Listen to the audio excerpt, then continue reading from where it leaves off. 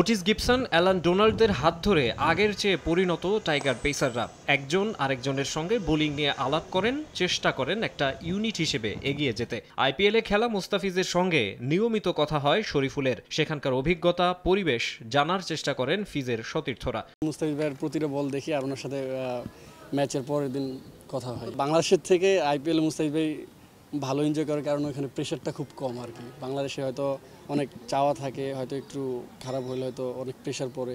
আইপিএলে চেন্নাই সুপার কিংসের হয়ে ফিজের শুরুটা হয়েছিল দুর্দান্ত, তবে সবশেষ 2 ম্যাচে আস্থার প্রতিদান দিতে ব্যর্থ কাটার মাস্টার। মুম্বাই ইন্ডিয়ান্স ও লখনৌ সুপার জায়ান্টসের বিপক্ষে ছিলেন বেশ খরুচে, যদিও শরীফুলের বিশ্বাস খুব শিগগিরই কামব্যাক করবেন মুস্তাফিজ।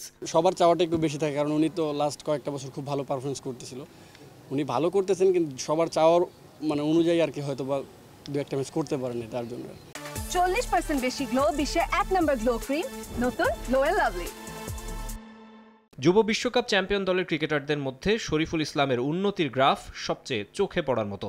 জাতীয় দলের অন্যতম গুরুত্বপূর্ণ সদস্য, দেশের বদলে যাওয়া পেস আক্রমণের সম্মুখ যোদ্ধা। বিশেষ করে 2023 সাল থেকে তার ব্যাপক পরিবর্তন লক্ষণীয়। এবছর বিপিএলে ছিলেন সর্বোচ্চ উইকেট শিকারী। এই 1.5 বছরে জাতীয় দলের হয়ে সব ফরম্যাট মিলিয়ে তার চেয়ে বেশি উইকেট নেই আর কারো। টেস্ট, ওয়ানডে কিংবা টি20 টাইগারদের হাইয়েস্ট উইকেট টেকারের তালিকায় ওপরের দিকেই পঞ্চগড় পেস পাওয়ারের নাম, যদিও একা একাই সব ক্রেডিট নিতে চান না তিনি। আমার মনে হয় সব পেসাররাই ভালো করতেছে, বাট এক্সেপশনাল বাহাতিরা একটু বেশি ভালো করতেছে। চ্যালেঞ্জ বাড়তেছে, বাট আমি আসলে ওইদিকে চিন্তা করতেছি না। আমি চিন্তা করতেছি যেভাবে করতেছি সেটা কন্টিনিউ করতে চাই ইনশাল্লাহ। ফাস্ট বোলিং নিয়ে এখন বাংলাদেশি ক্রিকেটারদের ভাবনার জগৎটা বিস্তৃত।